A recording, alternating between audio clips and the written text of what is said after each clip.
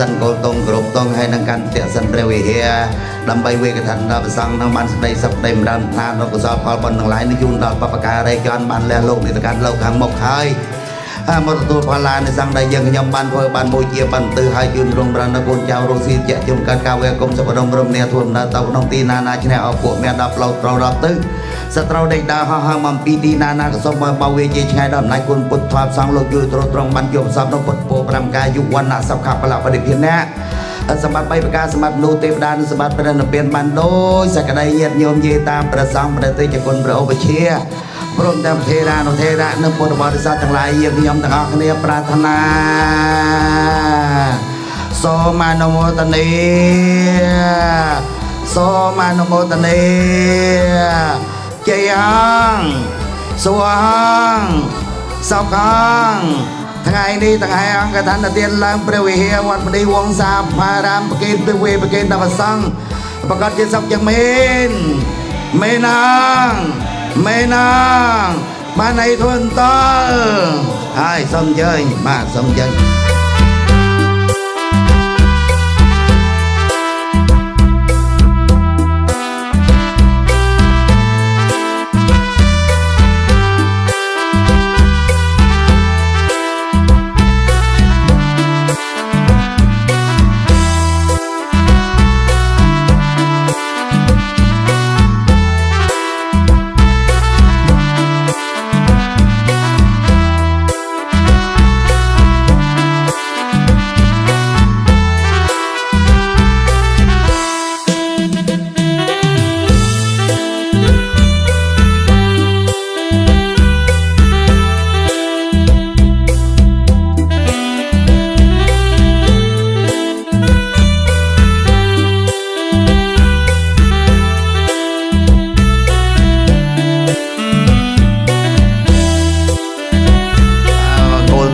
ដើម្បីដង្ហែឡើងកាន់ព្រះវិហារវេប្រគេនដល់ព្រះសង្ឃសូមបានសេចក្តីសុខសេចក្តីចម្រើនបានដូចសេចក្តីប្រាថ្នា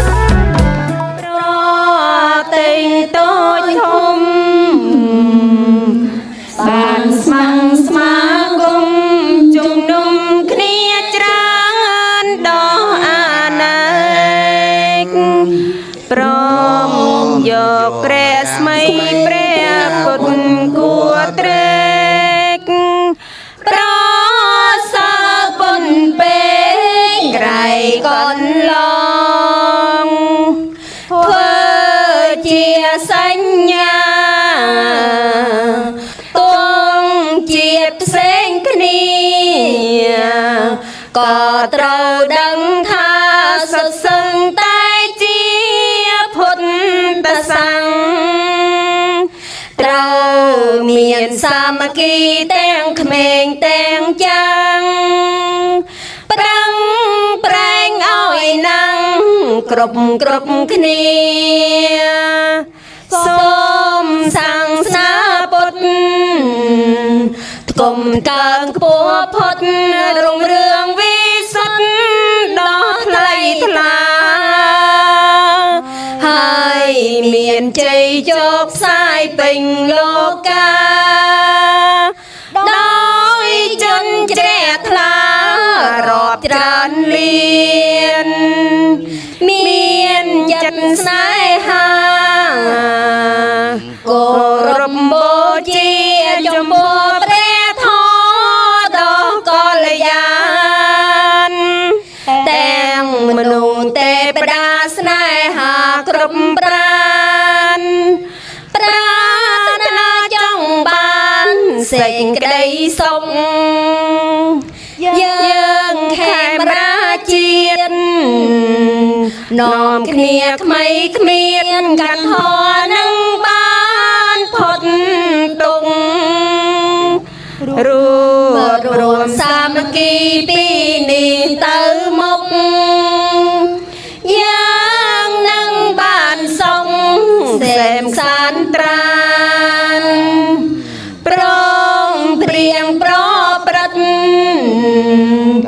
កាន់ថសុចរិតឈ្មោះទៅកាន់ហានិព្វានជាទីផុតទុកបានសុខសេមខ្សានជាតិយើងនឹងបានសោយសុខា giờ bây giờ một phút mặc niệm xin được phép bắt đầuចិត្តអើយសែននឹកដល់ជនដែលឃ្លាតព្រោះប្រយោជន៍ជាតិពូជពងខេមរាខំប្រឹងតស៊ូលាស់បដូរជីវ៉ាការពារនៅជាតិសាសនាឲ្យបានថិតទេស្ថាបវីរាំងបរងដែលឃ្លានទៅហើយយើងកុំកន្តើយប្រឹងប្រយ័ត្នរក្សាមរតកនេះកុំឲ្យបាត់កុំឲ្យអន្តែរស័ព្ទទៅដោយភូសង្ខារីហេតុនេះយើងត្រូវខំប្រឹងពុងពៀនឹងមិនឲ្យសៅមកថ្មីត្បិតតែយើងជាប់ក្នុងចំណងប្រសិនជាចិត្តយើងបងក៏គង់នឹងបានសម្រេចសែននឹកដល់ជនដែលឃ្លាតកាលណាស្រង់ទឹកនេត្រាភ្លឺថ្លាដូចពេជ្រព្រោះខ្ញុំនឹកណងគ្មានពេលណាភ្លេចពេលព្រះសូរិយារៀបលេចទៅប្រលឹងយើងឃ្លានទៅ xin mời quý vị đi một vòng khi chữ tăng đi lên thì mình đi theo sau quý vị tiến bước pa mô ta te su na tăng su men ca len su pa pia tăng so ho ti tăng thôi cho sự giờ thăng brahmacha đây su pa te khi năng cày và cam mang quỳ cha cam mang pa te khi năng mà đô cam mang pa đây thi te pa te khi na ni ca toan la pon tan te pa te khi ne cha yon to po thì di mô lê sa ca ya năng na tha quan ta no e quang toang ya men ca lê apara chita balang ke say se pa thoi po kha re pe se ke sa pa pun ti năng a ca pa to pa bo ta te su na ca tăng so ho ti tăng so ca no so ma tho cha se ya thang brahmacha re sa pa te khi năng cày ya cam mang quỳ cha cam mang pa te khi năng mà nô cam mang khi na ne ca toa na la phan tan te pa te khi ne chạy yan to po thì di mô lê sa ca ya năng na ta quan ta no e quang toang vi chi yo ho e chi so apara chita palang ke say se pa thoi po kha re pe se ke sa pa pun ti năng a ca pa to pa bo ta te su na ca tăng cha đầy sư pa te khi năng cày và cam mang quỳ cha cam mang pa te khi năng rồi tao ca mẹ nói nhang bố cha năng sa pe là bon to mẹ chê ta sa tê sau đây là phần diệu hành.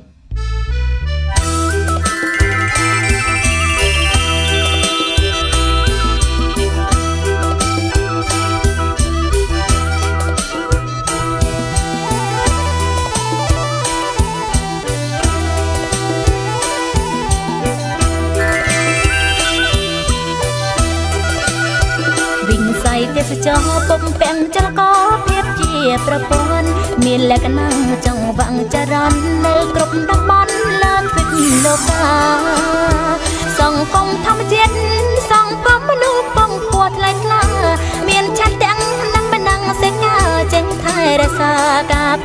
គ្នាបាន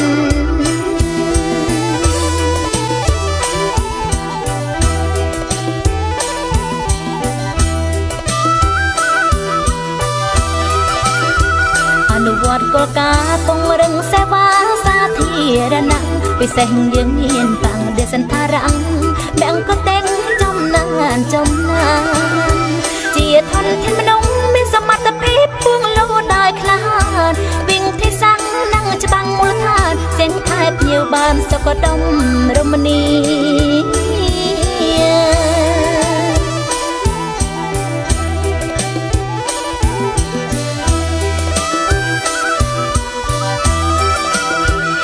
កដានុពលដែលយើងទទួលផលពីធម្មជាតិជាអេកូទេសចរលុតលាតនៅក្នុងមាតុភូមិកម្ពុជាព្រៃព្រឹកទឹកជ្រងឆ្នេរខ្សាច់សឹងរសមុទ្រចលធាសោតទឹកសាបរឹកគេមរគាទស្សនីយកាងយ៉ាងស្រងបំប្រង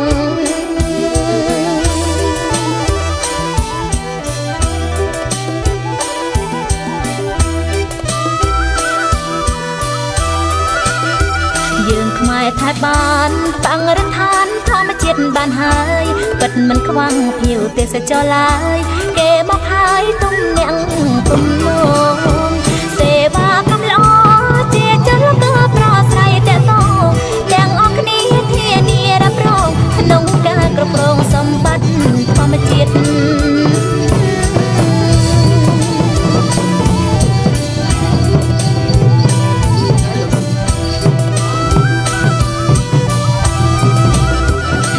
មានអង្គរជាគ្រឿងទេសចរវប្បធម៌មហាសាលភ្លឺអភៀងដូចមានមេក្រាលើដែនវិសាលនៃធរណីមាត្រទេសចរវប្បធម៌អេកូទេសចរមរតកធម្មជាតិខ្មែរចេះឆ្នៃដាំឲ្យចិត្តមាយាទนุ่งសេដ្ឋកិច្ចជាតិចីរភាពលូតលាស់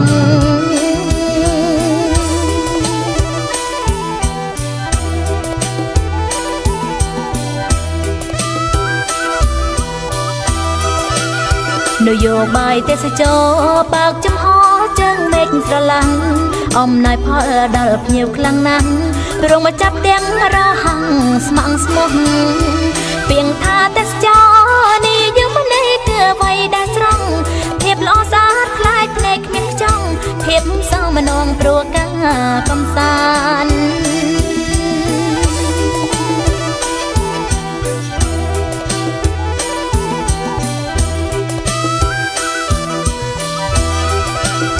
អ្វីដែលគេគ្មាន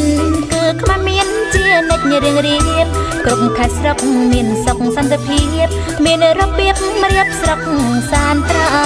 នសិល្បៈវប្បធម៌មានគំនិតភ្ញៀវមិនសម្រានអាហារឆ្ងាញ់តែងធូរថ្លៃបានរមណីយដ្ឋានបានកប់នេត្រា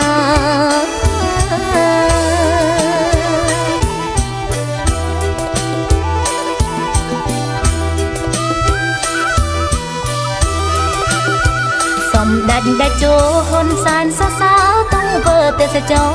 កន្លងមកជ្រឹងយកពេលល្អហើយបន្តផ្សព្វផ្សាយឃោសនាស្ថាប័នតែបនជាចារររំប្រតិបត្តិការទាំងអស់គ្នាជាមហាចលនាអង្គភិវឌ្ឍស្ដារវិស័យទេសចរជាតិ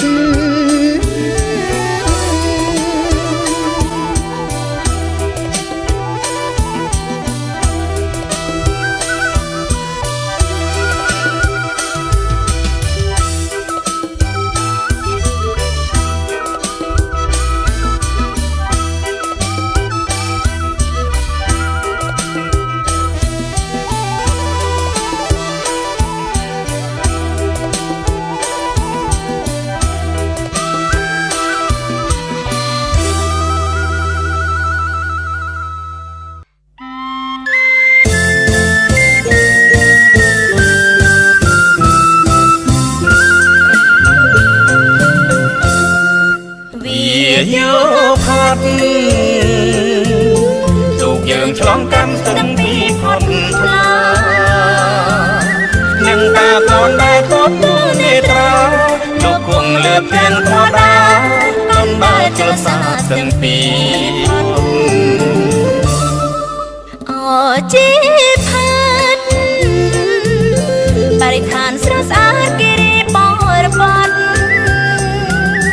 មរតងនេះខ្មែរពងរេប្រវត្តិអណាចាយេធម្មយាវន្តិវិសាបតិស្វាកាតោភគវតាធម្មោសន្ត្រន្តិកោអាកាលេកោអេបាសិកោបណ្ណយេកោបាយចាតាំងវេទិតាពោវិញ្ញោ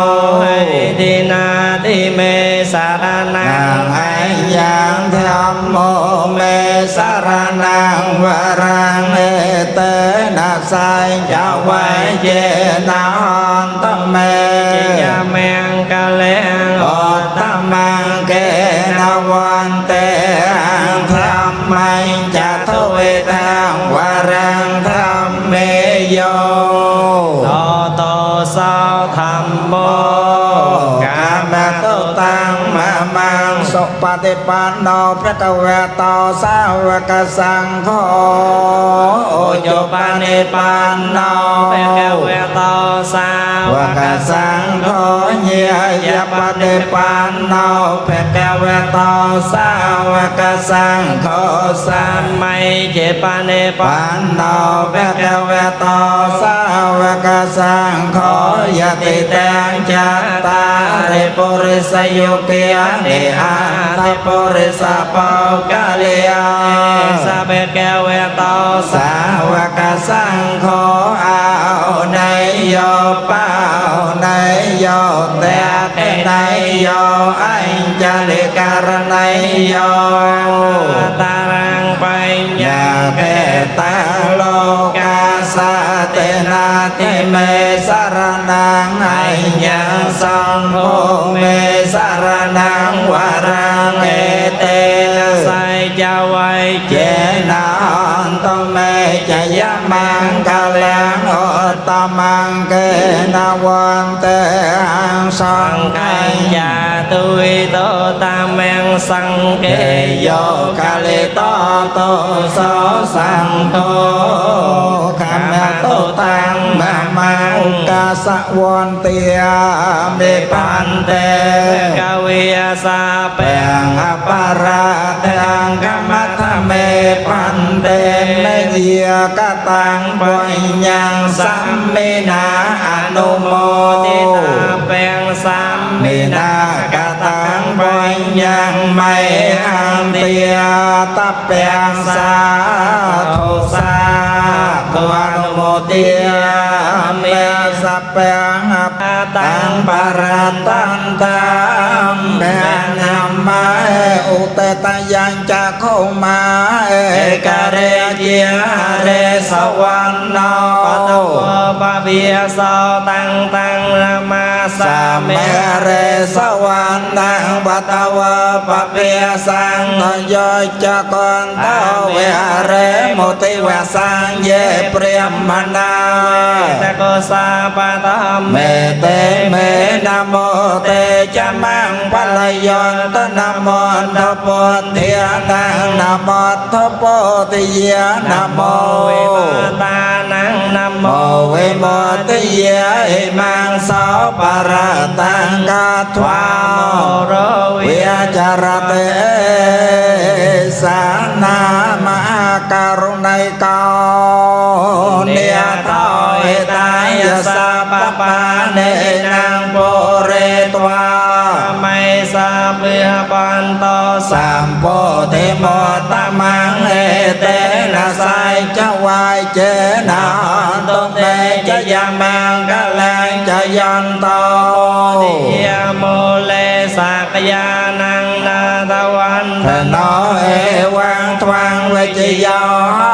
ជយសោជយមង្កលែអបរាจิตបលង្កេសៃសេបតវិបោខរេអភិសេកេសាពពុទ្ធិអនាង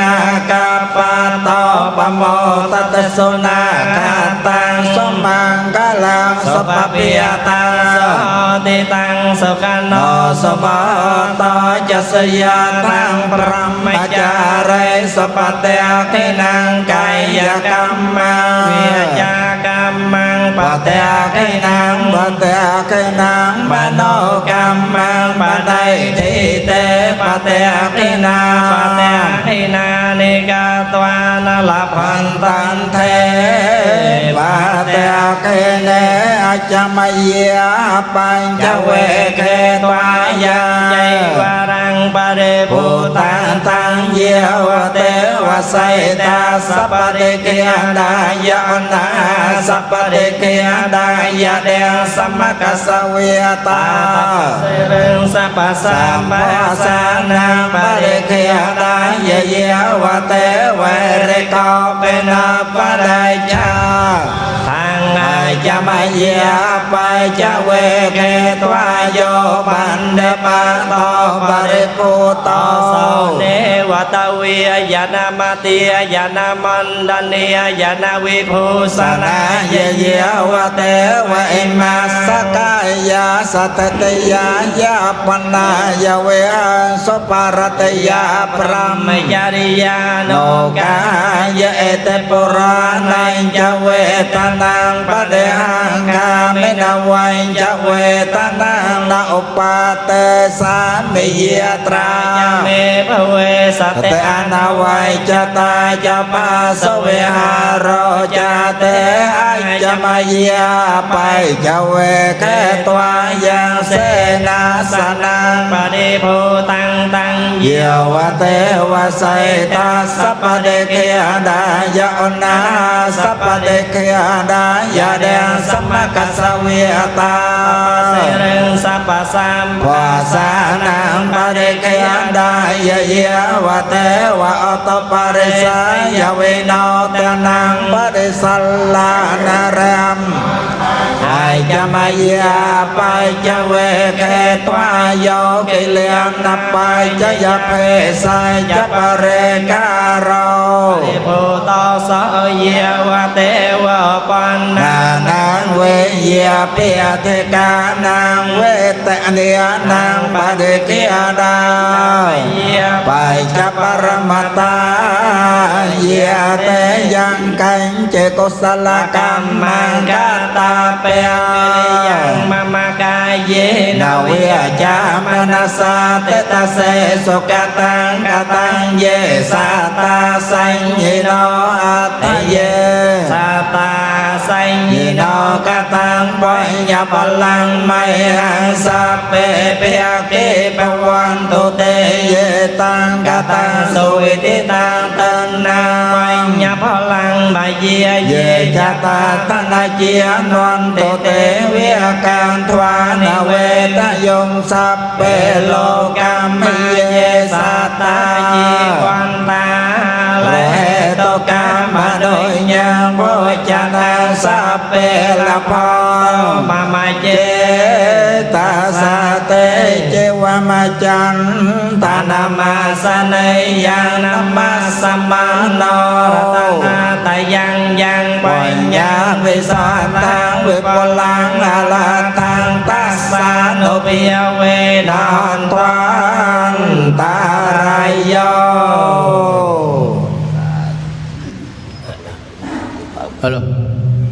ជាកិច្ចបន្តនៅកម្មវិធីទៅដល់កិច្ចយើងត្រូវធ្វើកិច្ចសមាធិនិច្ចសិលនេះទៅសូមអញ្ជើញយាយតាទាំង ai sớm chơi nha xin mời tất cả quý vị chúng ta làm lễ thọ trì tập nguyện ngũ giới Uka sa me yang bo ante vi song ra ka na ta Tây sa ra ne na sa pan cha say la ne ye cha me Tô Tây Yam Pe Me Yang Ban Tê Vi Song Dạ Tây Sa Ra Nê Na Sa Pan Cha Say La Nê Ye Cha Me Ta Tê Yam Pe Me Yang Ban Tê Vi Song Sột Yuan Tê Sa Ra Nê Na Sa Pan Cha Say La Nê Ye Cha Me ô ca sa ra ta năng rao ni. Nam mô Bổn Sư Thích Ca Mâu Ni Phật. Để tăng trưởng thêm phần phước báo, tất cả chúng con xin thọ trì tam quy và ngũ giới. Bạch qua đại đức tăng, chúng con xin thọ trì tam quy và ngũ giới. Nơi tam bảo để dân giữ hành theo, cho được sự lợi ích. Bạch qua đại đức tăng, chúng con xin thọ trì tam quy và ngũ giới. Nơi tam bảo để dân giữ hành theo, cho được sự lợi ích lần thứ nhì. Bạch qua đại đức tăng, chúng con xin thọ trì tam quy và ngũ giới. Nơi tam bảo để dân giữ hành theo, cho được sự lợi ích lần thứ ba. Con xin đem hết lòng thành kính làm lễ Đức Phật-ca-wa đó, Ngài là bậc A-ra-hăng cao thượng địa chùa chánh biến chi. Do Ngài tự ngộ Thầy chỉ dạy, con xin đem hết lòng thành kính làm lễ Đức Phật-ca-wa đó, Ngài là bậc A-ra-hăng cao thượng địa chùa chánh biến chi. Do Ngài tự ngộ không Thầy chỉ dạy, con xin đem hết lòng thành kính làm lễ Đức Phật-ca-wa đó, Ngài là bậc A-ra-hăng cao thượng được chứng quả chánh biến chi. Do Ngài tự ngộ không Thầy chỉ dạy. Nam mô tassa bhagavato arahato samma sambuddhassa. Nam mô tassa bhagavato arahato samma sambuddhassa. Nam mô tassa bhagavato arahato samma sambuddhassa. Con xin đem hết lòng thành kính làm lễ Đức Phật-ca-wa đó, Ngài là bậc A-ra-hăng cao thượng được chứng quả chánh biên tri.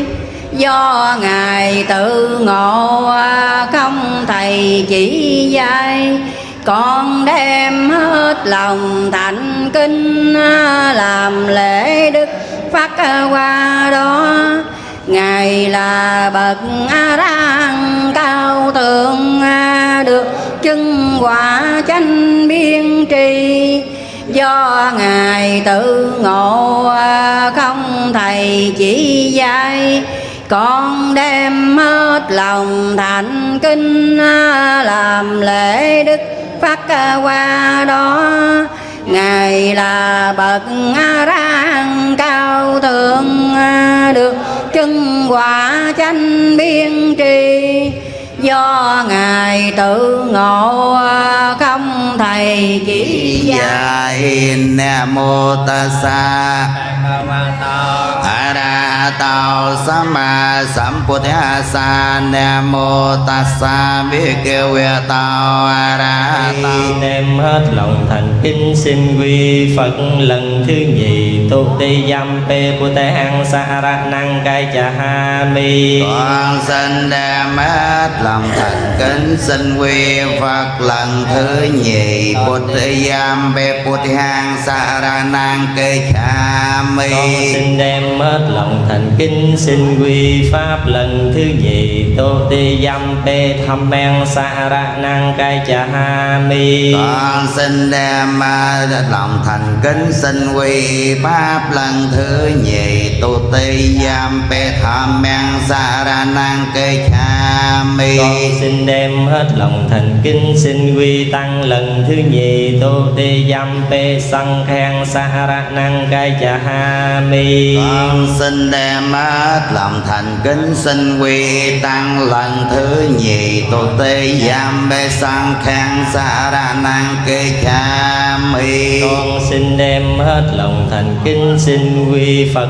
lần thứ ba ta tỳ dâm pe pu te hang sa ra năng cai cha ha mi. Con xin đem hết lòng thành kính xin quy Phật lần thứ ba ta tỳ dâm pe sang khang sa ra năng cai cha mi. Con xin đem hết lòng thành kính xin quy Pháp lần thứ ba ta tỳ dâm pe thẩm men sa ra năng cai cha ha mi. Con xin đem hết lòng thành kính xin quy Pháp lần thứ ba ta tỳ dâm pe sang khang sa ra năng cai cha mi. Con xin đem hết lòng thành kính xin quy tăng lần thứ ba ta tỳ dâm pe sang khen sa ra năng cai cha ha mi. Con xin đem hết lòng thành kính xin quy tăng lần thứ ba ta tỳ dâm pe sang khen sa ra năng cai cha mi. Phép quy y tam bảo tròn đủ chỉ có bấy nhiêu tề sa và na cả năng pariponna. Dạ xin dân. Con xin dân giữ điều học là quy chánh xa sự sát sanh pana tê pa ta quê ra mani sikha pa tiên samadhi mi. Con xin vâng giữ điều học là cối tránh xa sự sát sanh pana te pa ta quê ra mani sikha pa tiên samadhi mi. Con xin dân giữ điều học là quy chánh xa sự chọn cấp ma tình nia tia nia quê ra mani sikha pa tiên samadhi mi. Con xin vâng giữ điều học là cối tránh xa sự trộm cắp tinh nia tia nia quê ra mani sikha pa tiên samadhi Con mi. xin dân giữ điều học là quy chánh xa sự tà dâm cam mê su mai cha cha ra quê ra mani sikha pa tiên samadhi mi. Con xin vâng giữ điều học là cối tránh xa sự tà dâm ca mê so ma cha cha ra quê ra mani sikha pa tiên samadhi Con mi. xin dân giữ điều học là quy chánh xa sự nói dối mu sa quy tia quê ra mani sikha pa tiên samadhi mi. Con xin vâng giữ điều học là cối tránh xa sự nói dối mụ sa quy tia quê ra mani sikha pa tiên samadhi mi. Con xin dân giữ điều học là quy chánh xa sự dễ vui uống rượu và các chất sai sô ra mê rây ya macha pama tathana quê ra mani sikha pa tiên samadhi mi. Con xin vâng giữ điều học là cối tránh xa sự dễ vui uống rượu và các chất sai so ra mê raya mai cha pama tathana quê ra mani sikha pa tiên samadhi mi. Nam tín nữ phải rắn thọ trì ngũ giới này cho được trong sạch và vân giữ hành theo cho đến trọn đời, đừng để lâm nhơ ma ni pancha sikha pa tia ni sa thủ căn katawa pama te na ni cha kalang samara kheta pe. Dạ xin dân mẹ phận tê. Các chúng sanh được sanh về cõi trời cũng nhờ giữ giới các chúng sanh được đầy đủ tài sản, cũng nhờ giữ giới các chúng sanh được giải thoát nhập niết bàn, cũng nhờ giữ giới cõi kế nên thiện nam tín nữ phải ráng thọ trì cho được trong sạch để lâm nhờ xây lên na sau kẻ từng chân tê xây lên na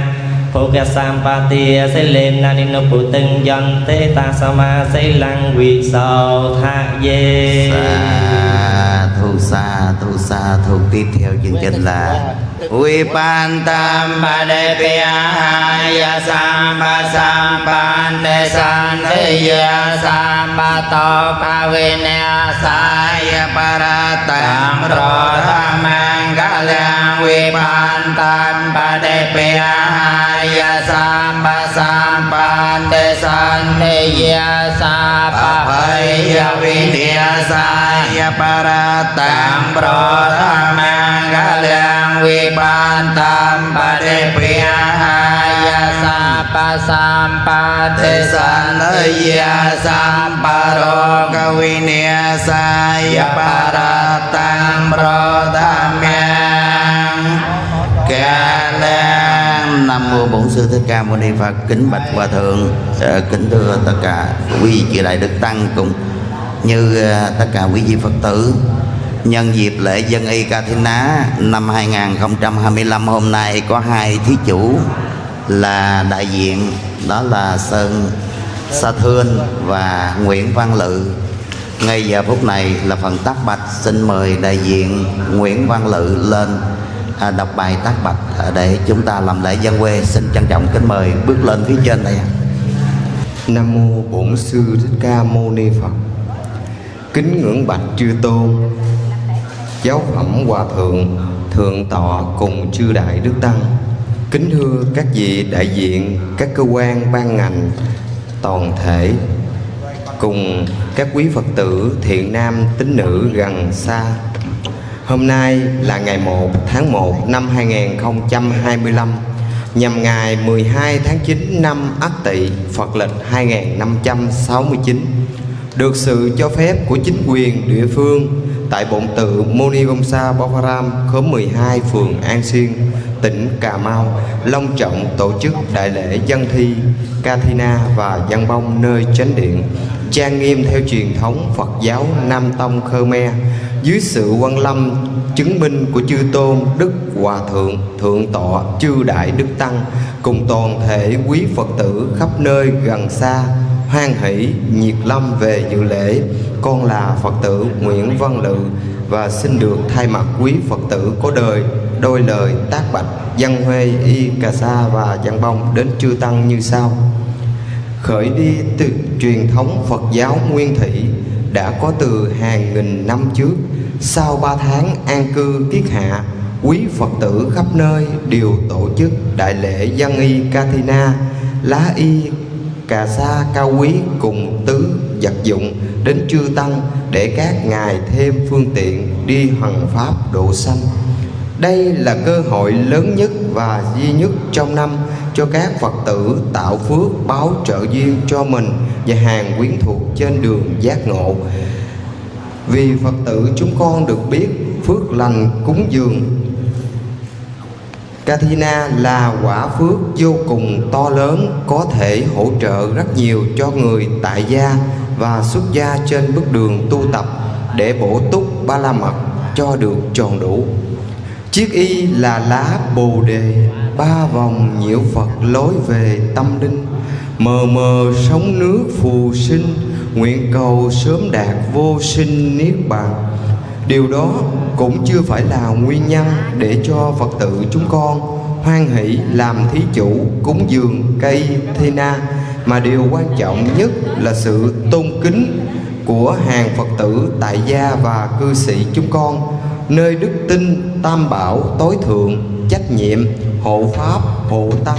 mà những trách nhiệm vô cùng thiêng liêng của hàng Phật tử tại gia của chúng con không phải chỉ vì phước báo mà chúng con mới thực hành nguyện như này, mà tất cả thiện sự của chúng con đang làm đều bắt nguồn từ lòng tôn kính ngưỡng vọng nơi tam bảo. Phước báo vô lượng vô biên, đến đâu rồi cũng phải có ngày kết thúc của họ, nhưng tấm lòng tôn kính mà chúng con dành nơi tam bảo có thể là nó bất diệt, và chúng con luôn luôn hy vọng là như vậy.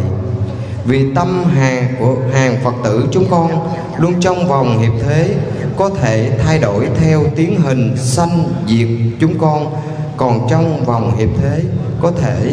nguyện luôn luôn cố gắng tu tập giữ gìn và duy trì sự tôn kính ngưỡng vọng đó cho đến ngày giải thoát, chấm dứt sự khổ đau sanh tử luân hồi. Phước lành cúng dường đến tam bảo hay cúng dường cây Thina trên con đường để tiến về bờ giải thoát. Trong cuộc sống này, chúng con rất cần những nguồn phước lành để có thể tồn tại và duy trì một đời trong cuộc sống an vui, trọn vẹn và bền vững. Tất cả những nguồn phước báo đó phát sinh từ những việc làm mang tính chất tốt đẹp và thật thanh tịnh thân khẩu ý. như là muôn cánh hoa rơi. Tràng hoa được kết do người khéo tay, hạnh lành góp nhặt hôm nay, kết thành an lạc lâu dài mai sau. Với tất cả lòng thành kính, gia đình chúng con xin nghiêng mình cúng dường Y Kathina và dân bông bạc đến chư tôn thiền đức, kính mong chư tăng từ bi dung nạp cho chúng con được thành tựu phước báo an lạc, nhất là phước lành giải thoát, chấm dứt khổ đau sanh tử luân hồi, vượt vòng đau thương tìm về bờ bến giác ngộ. Cuối cùng, do năng lực phước báo phát sanh hôm nay, chúng con xin nguyện cầu cho tất cả chư thiên luôn hộ trì Phật Pháp và gia hộ đến hàng Phật tử chúng con. Phần phước phát sanh buổi lễ dân y và dân hoa hôm nay, Phật tử chúng con xin hồi hướng đến các bậc ân thầy tổ, nhất là chư tôn giáo phẩm Hòa Thượng Thạch Kênh đã viên tịch thờ trong ngôi bổn tự, cùng quý vị ân nhân Phật tử gần xa có công đóng góp phần xây dựng Tam Bảo chùa Mô Ni Vong Sa được thọ sanh về nơi nhàn cảnh y như sở nguyện. Nguyện cầu cho tất cả Phật tử của chúng con hiện diện nơi đây nguyện được hưởng phước quả phước báo như ý nguyện. Chúng con kính dâng phước lành đến tất cả chư thiên, chư tôn thiền đức cùng tăng đoàn, thể quý vị Phật tử xa gần được an vui trong ánh hào quang của Đức Từ Mẫu Thích Ca Mâu Ni. Cầu mong tất cả Phật tử trong trường tồn chúng sanh an lạc. Xin cúng dường 10 phương đó xen lòng thơm ngát, nguyện hương hoa giải thoát kiếp luân hồi. Mong tất cả quý Phật tử cùng chung hùng cúng dường buổi lễ dân y Kathina và dân bông hôm nay. Kẻ công người của, kẻ ít người nhiều, xin hoan hỷ sa thu lành thai đồng mau thọ nhận phước báo chính mình đã tạo ra đồng đều nhau cả thảy. Nam mô Bổn Sư Thích Ca Mâu Ni Phật. Nia nia bồ pa ni, Nia nia bồ pa ni, y thiên ne toa, Ê thea nê toa, sang kha sa, Sang kha sa, te me, Tê me, sa thu phan te, Sa thu phan tê, sang kho, Sang kho, y ma ni, Ê ma ni, nia nia bồ pa ni, Nia nia bồ pa ni, ba đề con han to, Ba đế con an to, amaha kang, Amaha kang, ti kha ra tang, Ti kha ra tăng, athaya, Attaya, etaya, Etaya, sokhaya, Sakhaya, Totayampe, Totiyampe, Tatayampe. Tatiyampe. Sau đây xin đại diện đọc bằng tiếng Việt. Tôi đọc, quý vị đọc theo nha. Nam mô Bổn Sư Thích Ca Mâu Ni Phật. Chúng con thành kính Chúng con thành kính dâng những cây bông này dâng những cây bông này để cho chùa để cho chùa tùy nghi sử dụng, tùy duyên sử dụng cho tất cả chúng con cho tất cả chúng con được sự lợi ích được sự lợi ích và sự bình an lâu dài. và sự bình an lâu dài. Lần thứ nhì, Lần thứ nhì, lần thứ ba. lần thứ ba. Nam mô Bổn Sư Thích Ca Mâu Ni Phật. Nam mô Bổn Sư Thích Ca Mâu Ni Phật. Rồi tiếp theo đến phần dân quê mà y, thì trong cái vấn đề y cạch thanh á, có y chính và tất cả các y phụ mà quý vị đã phát tâm trong sạch đó. Xin mời quý vị lấy cái y phụ nè để chúng ta cùng đỡ lên để cùng dân quê dân cúng đến chư tăng. Cạch thanh chê bà đăng Sang kha sa, Sang kha sa, te me, Tê me, Tatayampe, Totiyampe, Tatayampe, Tatiyampe, Imang, Emang, Ca thanh chay và rang, Thanh chê bà đăng Sang kha sa, Sang kha sa, te me. Tê me. Nam mô Bổn Sư Thích Ca Mâu Ni Phật. Theo tôi đọc trước, quý vị đọc xa đọc lớn lớn nha. Nam mô Bổn Sư Thích Ca Mâu Ni Phật. Nam mô Ni Phật. Kính bạch chư đại đức tăng, Kính bạch chư đại đức tăng, cầu xin các ngài cầu xin các ngài quan hỷ quan hệ thọ lãnh ở lệnh. y ca ti ná của chúng con Y ca thanh á của chúng con. cho tất cả chúng con, cho tất cả chúng con được sự lợi ích, được sự lợi ích, được sự bình an lâu dài, được sự bình an lâu dài. lần thứ nhì, Lần thứ nhì, lần thứ ba, lần thứ ba. Nam mô Bổn Sư Thích Ca Mâu Ni Phật. Nam mô Bổn Sư Thích Ca Mâu Ni Phật. Rồi đẩy dân vô, để vô khỏi dân gì hết.ហើយសូមរតនាបការណាគ្រប់ព្រះអង្គដើម្បីជាកិច្ចបន្តនៅធ្វើនៅអាសង្ឃកម្មគឺកម្មវិធីដែលការក្រងទៅតាមវិន័យបញ្ញត្តិហេតុនេះសូមគ្រប់ព្រះអង្គសូមដូចជាលោកអាចារ្យបានប្រកាសមិញហើយបរិវេណសម្រាប់ប្រសង់នៅស្ថិតនៅសង្ឃកម្មដែលមានការដែលវេត្រាយទទួលនៅកិច្ចការក្រងទៅតាមលំដាប់នៅព្រះវិន័យហើយនេះសូមបរិស័ទគង់រក្សានៅខណ្ឌដែលបានកំណត់នោះដើម្បីប្រសង់ធ្វើកិច្ចបានសម្រេចបរិបូរណ៍នៅការការគោលទៅតាមវិន័យបញ្ញត្តិxin thông báo đến tất cả quý vị Phật tử cũng như vừa qua thì các vị bộ phận hướng dẫn cha cũng có hướng dẫn để chia cái khu vực ranh giới để cho chư tăng hành tăng sự tiến hành theo các cái nghi thức để thọ y theo cái nghi thức của trong giới luật của chư tăng để do có những phần quả phước để phát sanh cái lễ dân y này thì chúng ta cúng dường lên đến cho Tam Bảo, cúng dường đến chư tăng chứ không riêng một vị nào. Trong đó khi cái buổi lễ này thì tất cả các vị cũng đã phân công ai vị nào để thọ y sau qua 3 tháng an cư kiết hạ theo cái truyền thống của chư tăng trong Phật giáo Nam Tông. Cũng xin có đôi lời xin trước hết cũng xin chân thành cảm ơn đến tất cả các vị gia đình thí chủ, nhất là của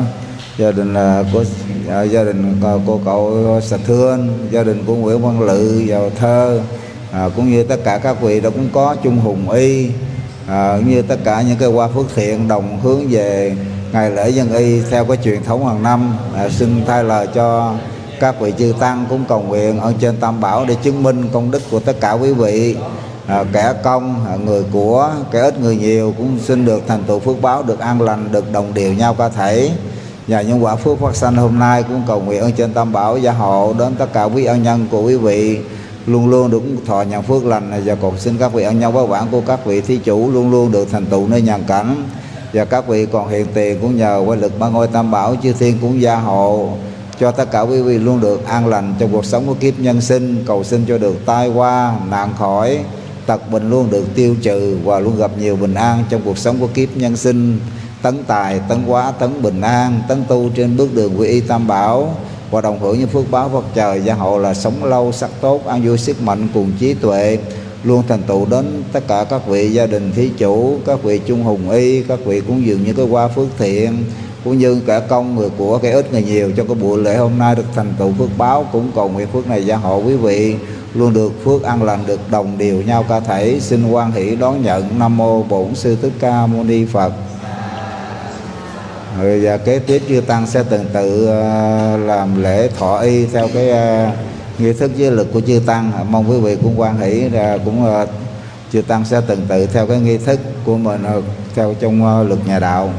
សូមប្រទានបការណាគ្រប់ព្រះអង្គធ្វើកិច្ចទៅតាមលំដាប់នៃប្រវេណីការក្រៅគ្រងទៅតាមការតាមលំដាប់លំដោយសូមប្រទាន นะโมตัสสะภะคะวะโต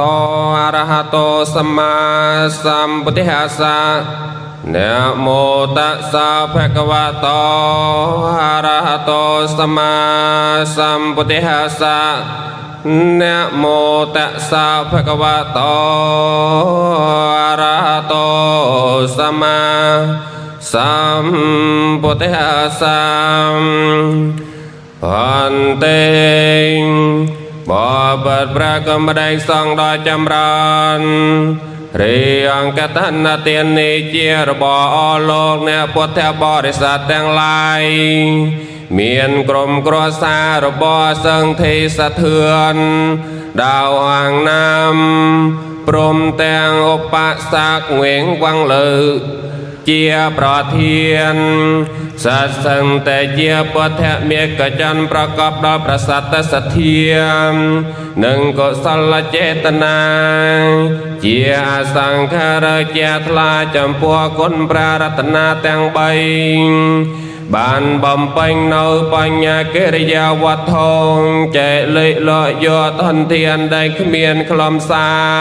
រធ្វើជារបបមានខ្លឹមសារកប់តបក្នុងព្រះពុទ្ធសាសនាដើម្បីជាទ្រព្យមរតកសម្រាប់ប្រើប្រាស់ក្នុងលោកខាងមុខទៀតបានសរស្រួលមកប្រទេគ្នាប្រើផ្ដំជាអង្គឋានទាននេះឡើងព្រមទាំងឲ្យហមដល់អូឡារឹងគ្រោះក្រឹកគ្រោះក្រែងតាមមាគ៌ាដើម្បីនឹងយកមកវេថ្វាយព្រះភិក្ខុសង្ឃដែលកងចាំព្រះវស្សាអត្រីមេក្នុងវត្តមុនីវង្សាពុផារាមនេះហាងដូចជាសម្បត្តិកុសលបរអណ្ដែតត្រសៃឯកាវិហានភាល័យហើយធ្លាក់ចុះមកក្នុងកណ្ដាលជំនុំសង្ឃជាសង្ឃទានឆ្មងអិនមានជាចំពោះប្រការណាអង្គណាមួយឡើយហេតុនេះហើយបើប្រការណាអង្គណាមានត្រីជីវរទៅពលភាពដាច់ដែងមិនអាចនឹងប្រើប្រាស់បានហើយចែកនៅអនិសង្ឃ5នៅមាតិកា8បលិពោត2អនាថតាការៈ24អត្តតាការៈ17អាចញ៉ាំងសងឲ្យត្រែកអដល់កថានថារកែកបានក៏សូមមានព្រះពុទ្ធដីកាឆ្លើយមកចំព្រះសង្ឃនឹងអបលោកថានេះដល់ព្រះករុណាអង្គនោះដល់ញាទេទុតិយកម្មវាចាមកាយក្រងតទៅนะโมตัสสะภะคะวะโตอะระหะโตสัมมาสัมพุทธัสสะนะโมตัสสะภะคะวะโตอะระหะโตสัมมาสัมพุทธัสสะนะโมตัสสะภะคะวะโตอะระหะโตสัมมาสัมพุทธัสสะផន្តេបពុទ្ធប្រកុំបដិសង្ឃដ៏ចម្រើនខ្ញុំព្រះករុណាជាអ្នកតំណាងសង្ឃគ្រប់ព្រះអង្គក្នុងឱកាសនៃសម្ពុទ្ធព្រះពុទ្ធដីកាចំពោះព្រះសង្ឃគ្រប់ព្រះអង្គសំទានជ្រាបយើងខ្ញុំទាំងអស់សុខសន្តិមានត្រៃជីវរលំមគ្រប់ប្រន់និងប្រើប្រាស់ហើយប៉ុន្តែតាមយកបនរបស់ខ្ញុំព្រះករុណាយាយឃើញតែព្រះបេកោអត្តភិរកិតោទើបសំគួរនឹងក្រៃក្រងនៅសម្បត្តិកថានេះដោយលោកជាអ្នកចំណៅអនិសង្ឃ5ចំណៅមេតិកា8បលិពោយ2អនត្តតាករៈ24អត្តតាករៈ17ហើយជ្រាបឆ្លាតក្នុងកថានថរិកាច់អញ្ញងសង្គ្រោះឲ្យត្រេកអរបានហេតុនេះហើយបើព្រះសង្ឃគ្រប់ព្រះអង្គយាយឃើញថាសំគួរដូចជាបកសតនវាចាដែលខ្ញុំព្រះករុណាថ្លែងមកនេះក៏សូមបញ្ចេញនៅសញ្ញាថាសាទរឲ្យព្រមគ្រប់អង្គតោហងนะโมตัสสะภะคะวะโต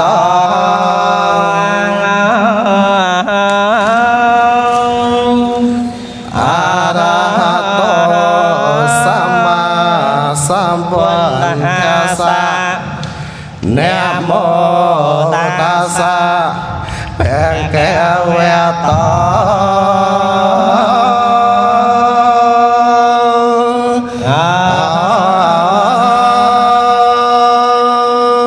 อะระหะโตสัมมาสัมพุทธัสสะนะโมตัสสะ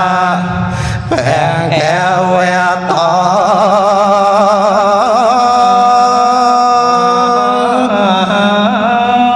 ะ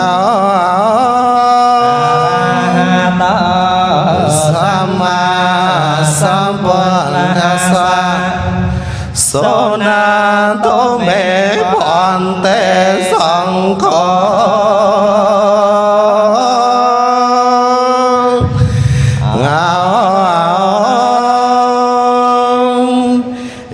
tăng sang ca sa ca than na chi warang opan nang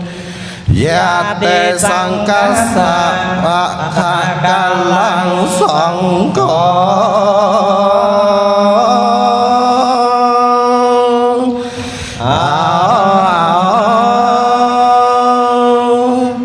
ca than na chi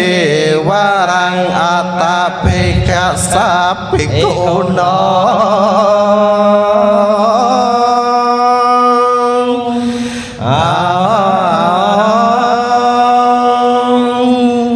ta te ya ca thang nang ata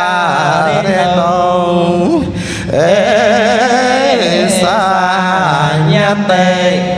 so na tô mê bọn tê sang ko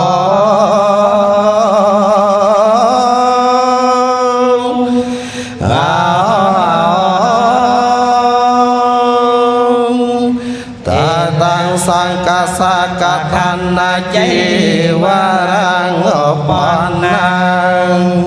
sang tho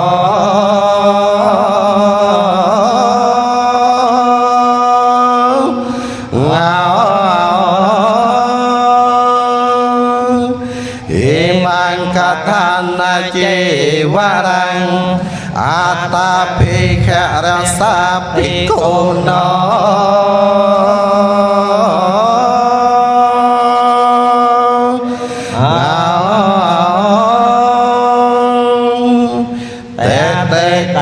nang atare tong ya sa yasmato kamate masa kadanang kiwarang atapikirya sa pikuno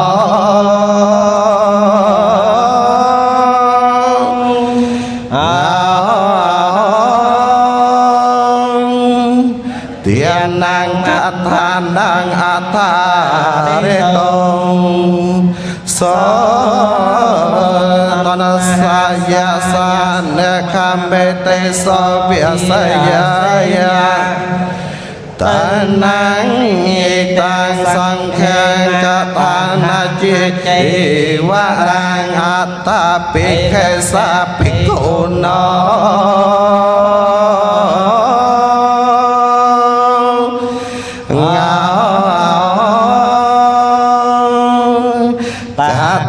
nang atare tong kamate sang kasa tasman tane ewa me tang chere ye me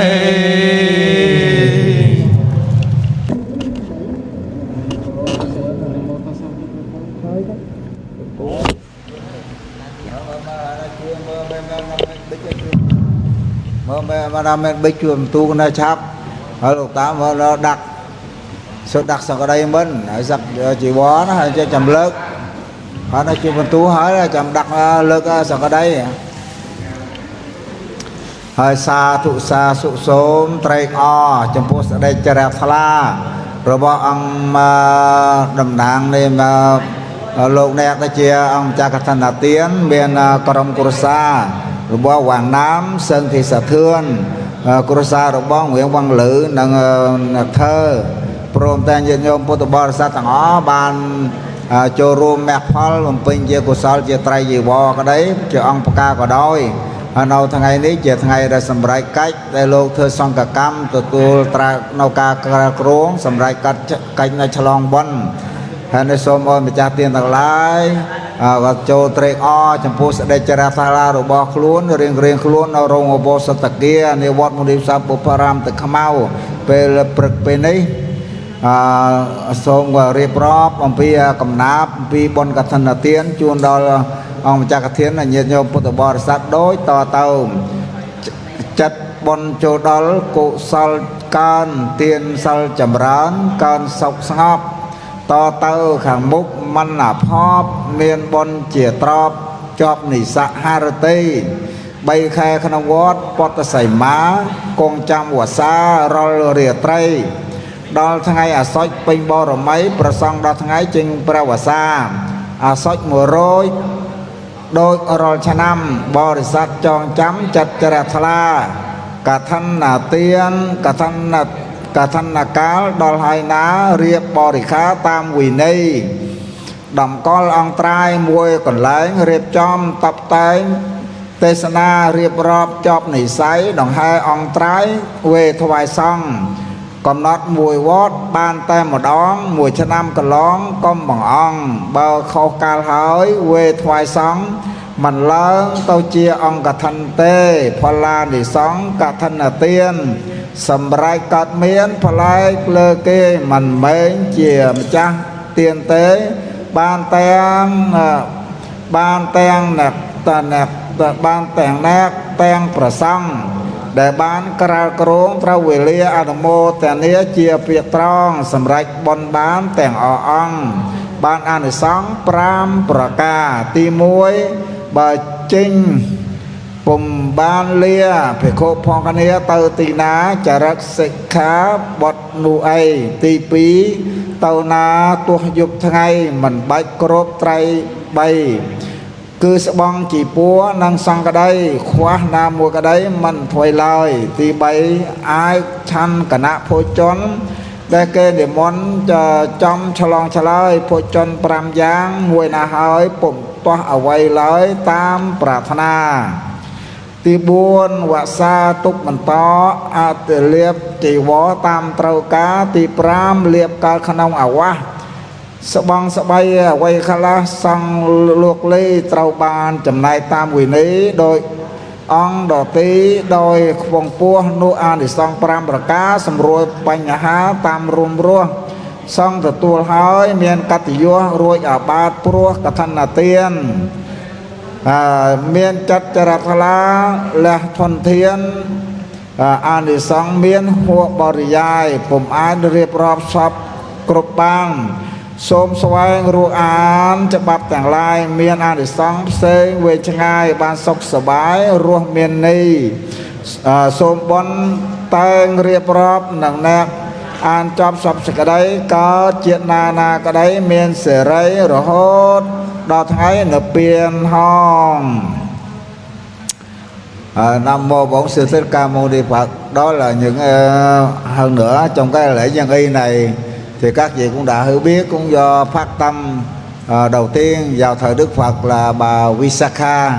tức là đại thí chủ vào thời kỳ Đức Phật, và cái buổi lễ nhân y này cũng được Đức Phật cho phép vào cái khoảng là trung hạ.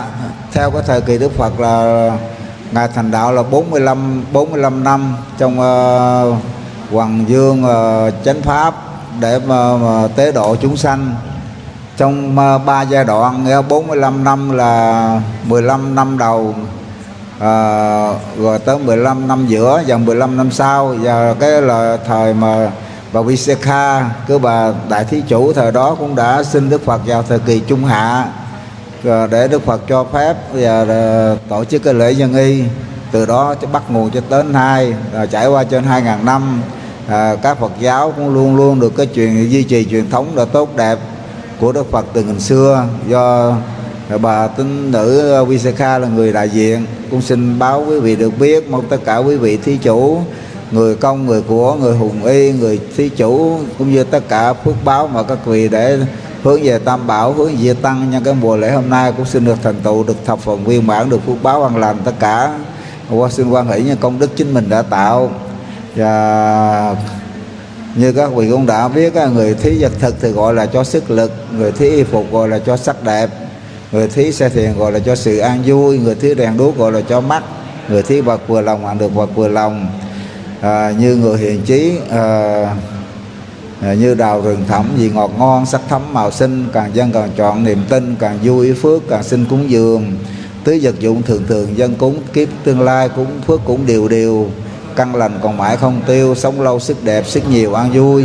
Mong tất cả các vị thí chủ, các vị chung hùng, cả công người của, cái ít người nhiều cũng quan hỷ phước báo chính mình đã tạo và được thành tựu viên mãn. kiếp hiện tại luôn được nhiều bình an, kiếp vị lai được thành tựu cả ba quả, một là quả trong cõi người, cõi thiên vương và cõi niết bàn. Chấp vị chấp tay quả ước nào sẽ được thành tựu viên mãn, được phước báo đồng đều nhau cả thảy. Nam mô Bổn Sư Thích Ca Mâu Ni Phật. Hỏi số ma ca trong đơn sáng ban đang lư tam ca karakon để chơi trong đơn sáng ban đang lư luôn. Đây ông đặt tu karakon là kathan đặt tem ba tu nào sang cái đây để chơi cầm lát. Hỏi đây số Anumotana đó. Namo tassa bhagavato arahato samma sambuddhassa. Namo tassa bhagavato arahato samma sambuddhassa. Namo tassa bhagavato arahato samma sambuddhassa. Athatang auso kathanang dhammiko kathana tharo anumotiya metu tiyampe athatang auso kathanang dhammiko kathana tharo anumotiya meta tiyampe athatang auso kathanang dhammiko kathana tharo anumotiya me. Rồi xong rồi cái đó xong Anumotania rốn xa thụ cột bon sọc cột giang đó ông cha cả thân đặc tiên bậc sang karana cột ông Anumotania anh sang Prambaka ban boribo tàu prom tang cha tiên dân nhôm Phật bồ sát tạng ó bên địa bán xong rồi cách hai ta thơ sang cam bình boriboសូមរតនាដេចាបារមីគុណបុណ្យបរតនត្រ័យដែលជាប្រធានមានគុណពុទ្ធគុណពធគុណសង្ឃគុណបុណ្យទេវតាទាំងឡាយ10000លោកធាតុជាពិសេសគឺទេវតារក្សានៅទីអារាមថាបងនាមសពឧបរាមទឹកខ្មៅនេះសូមកត់សម្គាល់នៅស្ដីត្រេកអរចំពោះរបបភិក្ខុសង្ឃព្រមទាំងម្ចាស់ទានញាតិញោមពុទ្ធបរិស័ទទាំងអស់ដែលបានរួបរวมនៅកម្មវិធីបុណ្យកឋិនទានដែលពេលរាត្រីរហូតដល់ពេលថ្ងៃនេះជាកិច្ចសម្រេចឆ្លងបុណ្យសូមបុណ្យកុសលទាំងឡាយនោះចូលកើតមានដោយប្រការណាគ្រប់ព្រះអង្គបានប្រកបប្រសុខភាពបរិបូរណ៍ញាតិញោមពុទ្ធបរិស័ទម្ចាស់ទានទាំងឡាយក៏បានសុខភាពល្អនៅជីវភាពរស់នៅពុនទាំងកម្លាំងកាយកម្លាំងចិត្តបានការបរិបូរណ៍ព្រមទាំងសូមមកទាំងអស់បានសម្រេចនៅពុទ្ធពរទាំងឡាយ5ប្រការចូលកើតមានគ្រប់ទិន្តិវិរត្រីគឺអាយុវណ្ណៈសុខៈបលៈនិងបដិភិណៈតទៅអនាគតសូមឧបនិស្ស័យបុណ្យកុសលនេះត្រួតត្រងបានបរិឋានណាភពណាបានបុណ្យកុសលជួបបរមស្អាមេត្រីស្រីវិបត្តិចិត្តទេជីសាងសាសនាកាលណាបានស្ដាប់ប្រធរពីឧត្តបថ្លៃរបស់ព្រះអង្គបានសម្រេចមកសម្រេចផលបលទីអវសានគឺប្រណិពានគ្រប់ព្រះអង្គអញ្ញិតញោមពុទ្ធបរិស័ទបានដោយសេចក្តីសច្ចាបតនាកបិអាខានជាប្រការដតីលហោហើយbuổi lễ thọ y của chư tăng đến đây cũng thành tựu thập phần viên mãn, cũng xin thay mặt cho ban tổ chức buổi lễ xin trân trọng cảm niệm tri ân đến chư thượng tọa, chư đại đức tăng cùng tất cả các vị gia đình thí chủ, quý vị Phật tử như là chủ lễ hôm nay, cũng như tất cả các vị chung hùng y ca thiên á cúng dường, cũng như tất cả quý vị những hùng những cây hoa phước thiện với tấm lòng và tấm lòng quý mến cúng dường đến Tam Bảo nhân cái mùa lễ nhân y hôm nay, cũng xin thay mặt ban tổ chức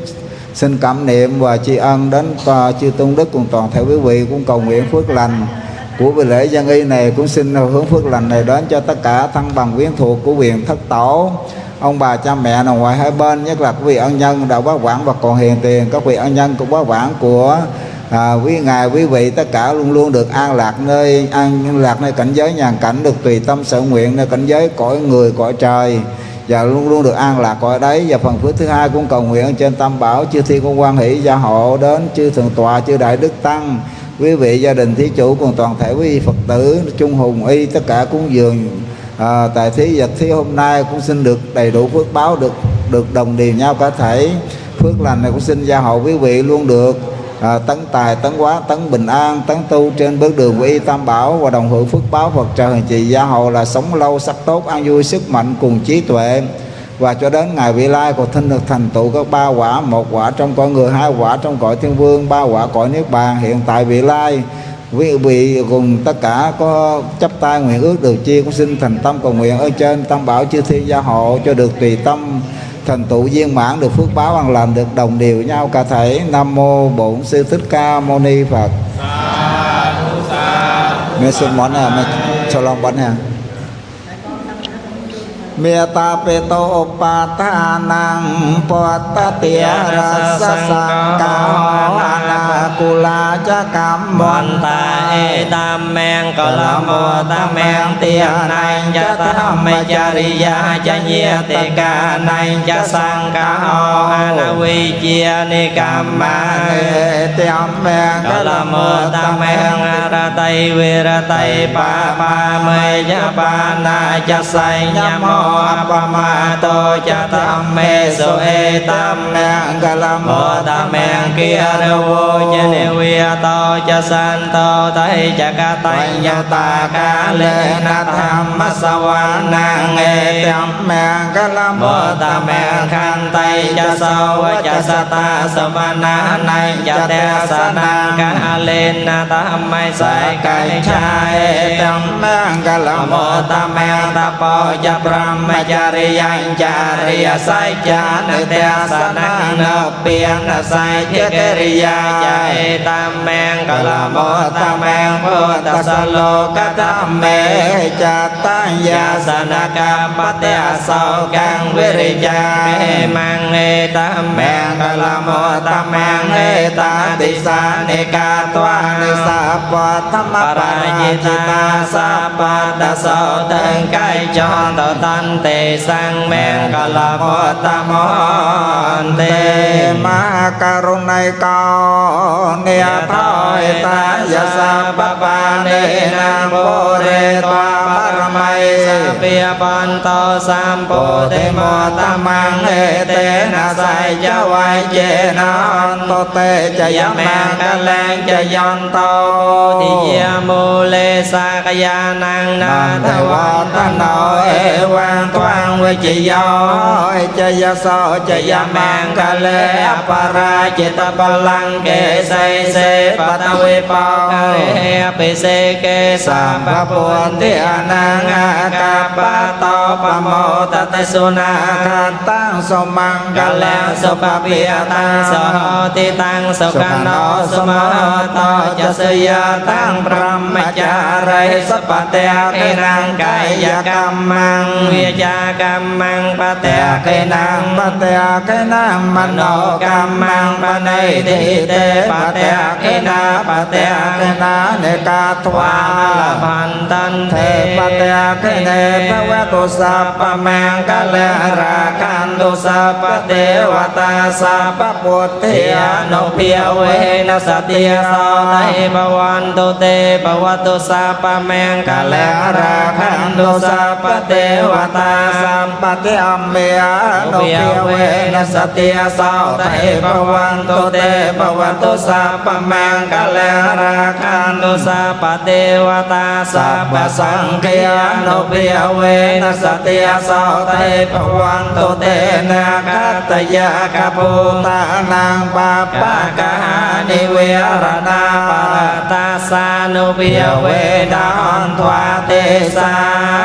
នោបតេវេកាបងផាបជុកមឹងឡា là sông lâu sang đẹp mang vui sức mạnh hàng thêm đến người là người đang nghiêng mình lễ bái cung dường đến tam bảo và có lòng tôn kính ca phật tu hành tinh tấn nhất là bậc trì giới và bậc trưởng lão những bao vật trên thế gian có nhiều thứ nhiều loài những bao vật ấy chẳng sanh bằng Phật bảo đâu pháp bảo và tăng bảo đâu vì thế cầu xin hạnh phúc phát sanh đến người tất cả phước báo hằng có đến cho người cầu xin chư thiên hộ trì đến người do nhờ quay đức của chư Phật do nhờ quay đức của giáo pháp do nhờ quay đức của chư tăng các sự thành lợi thường thường đến người cầu xin cho quả của tâm tinh thành tam bảo cho được thành tựu mỹ mãn cho được thành tựu mỹ mãn cho được thành tựu mỹ mãn.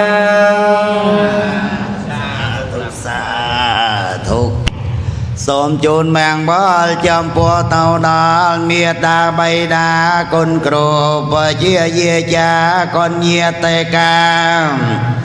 7សន្តានជីដូនជីតារស់នៅក្តីណាលោកម្ចាស់ចែកឋានសូមជូនមាំងបលកុសលតកានសូមសង្សេមសានដល់ឋានវត្តតុងទេវាកណ្វានិវេតយំសាំ cầm về ិសាតាជីវន្តា500តកាមេណយញ៉ាំងបុចណាំងសាពេអបន្តមេមេចេនតាសាតេ sa tu Phước. chư thiên ngự trên hư công địa cầu thượng ngự rõ thông mọi điều long dương thần lực có nhiều đồng sinh quan hỷ phước điều chúng con hộ trì Phật giáo tăng bồi các bậc thầy tổ an vui lâu dài quyên thuộc tranh cõi nạn tai chúng sanh được hưởng phước dài bền lâu chúng con vui tu đạo màu tu hành tịnh tân hầu siêu sanh do sự phước bao mà chúng con đã trong sạch làm đây hãy là món duyên lành để dứt khỏi những điều ô nhiễm ngủ ngập nơi tâm trong ngày vị lai. Nam mô Bổn Sư Thích Ca Mâu Ni Phật. Nam mô Bổn Sư Thích Ca Mâu Ni Phật. Nam mô Bổn Sư Thích Ca Mâu Ni Phật. Cầu xin cho tất cả sự rủi ro của người đều được xa lánh. Cầu xin cho tất cả tật bệnh của người đều được dứt khỏi. Sự tai hại cũng chẳng có đến cho người. Cầu xin cho người được sự an vui trường thọ. Cầu bốn pháp chúc mừng là sống lâu sắc đẹp an vui sức mạnh hằng thêm đến người. Là người năng nghiêng mình lễ bái cúng dường đến Tam Bảo và có lòng tôn kính đến các bậc tu hành tinh tấn, nhất là bậc trì giới và bậc trưởng lão. Tất cả phước báo hằng có đến cho người. Cầu xin chư thiên hộ trì đến người. Do nhờ quái đức của chư Phật, do nhờ quái đức của giáo pháp, do nhờ quái đức của chư tăng, các sự thạnh lợi thường thường đến người. Cầu xin cho quả của tâm tính thành Tam Bảo cho được thành tựu mỹ mãn, cho được thành tựu mỹ mãn, cho được thành tựu mỹ mãn. Rồi tất cả đều được phước báo, đều được bình an, thành tựu như công đức.